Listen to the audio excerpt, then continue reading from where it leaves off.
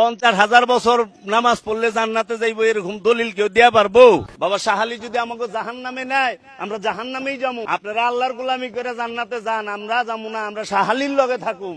যারা আল্লাহর গোলামি করে এরা যায় দেখেন গা মানুষের কাছে বাসে টাকা চায়।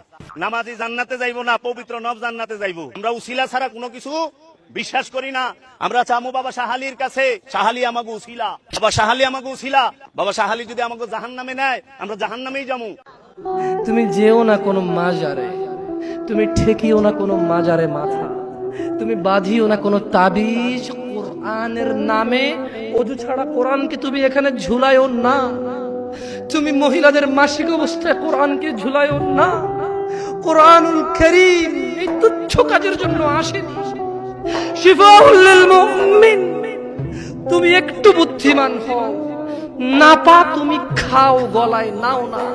কোরআন তুমি পড়ো না, গলায় নাও। তুমি একটু বুদ্ধিমান হও, তুমি একটু বুদ্ধিমান হও মুমিন।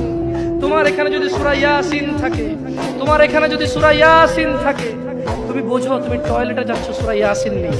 আল্লাহকে ভয় করো।